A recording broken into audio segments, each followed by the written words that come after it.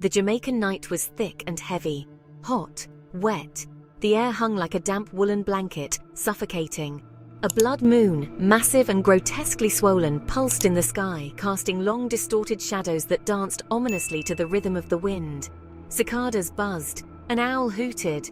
5 friends, young and fueled by youthful arrogance, stood at the edge of a dirt road. They huddled close, their breath misting in the humid air. Nervous laughter broke the silence as they dared each other to approach the dilapidated structure that loomed before them. Its silhouette was a jagged, broken tooth against the crimson sky. The house, dilapidated, abandoned, haunted, they whispered. The dare spend one night within its decaying walls, a test of courage that none dared refuse.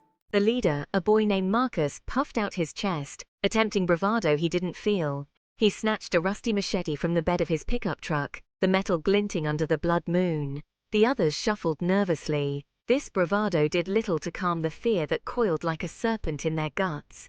They started down the overgrown path, each step crunching on dry leaves and loose stones. The vegetation grew thicker, clawing at their ankles as if trying to drag them back. The air grew colder, the humid blanket replaced by an unnatural chill. The smell of decay, thick and cloying, assaulted their nostrils. The closer they got, the more oppressive the atmosphere became. A palpable sense of dread oozed from the house, wrapping around them like a shroud. Doubts, like venomous snakes, began to slither in their minds. The house loomed. A once grand plantation home, now a skeletal husk of rotting timbers and crumbling stone. The paint, once a pristine white, was now a sickly yellow, peeling like scabs.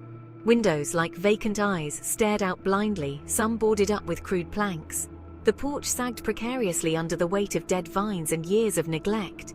Marcus, machete held high, approached the front door. Its wood, warped and cracked, hung askew on rusted hinges. The lock, long since rusted through, offered little resistance.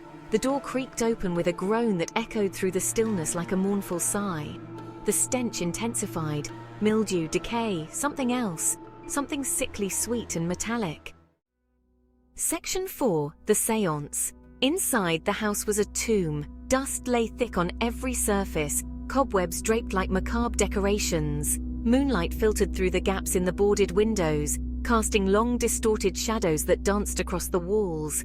The air felt thick and stagnant, heavy with the weight of unseen eyes. They moved through the house, each room a mirror of the last decay, dust, and that unsettling feeling of being watched. In the largest room, they found a dusty table and chairs. On a whim, they decided to perform a séance. A game, they told themselves, a way to mock the fear that gnawed at their insides. They sat around the table, hands placed on the dusty surface. Marcus, ever the leader, began the ritual, his voice echoing in the silence. Section 5. A ghastly discovery. The sound of movement from upstairs, a soft thud followed by the scrape of wood on wood, broke their concentration. Fear, sharp and cold, pierced through the bravado. Marcus, his earlier confidence shaken, slowly rose from the table. He motioned for the others to stay put as he crept towards the stairs. His hand, clammy on the rusted machete, trembled. The steps creaked a mournful song under his weight. With each step higher, the smell of decay intensified.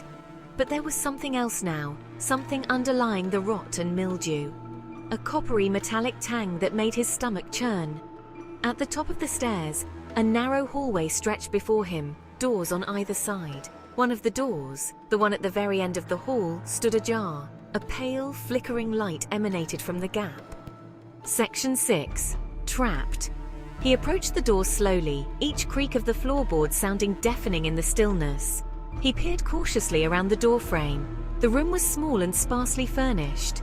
A single window, its glass long gone, looked out onto the overgrown gardens. The source of the light flickered in the center of the room, a single white candle resting on a makeshift altar. And on the floor, bathed in the flickering candlelight, lay a sight that turned his blood to ice. A shape, humanoid. It lay in a pool of dried black blood. The stench of decay was overpowering here, thick and cloying and unbearably sweet. As his eyes adjusted to the dim light, he could make out more details. The shape's clothes, what was left of them, were ragged and old. The flesh was gone, stripped away, leaving only bone.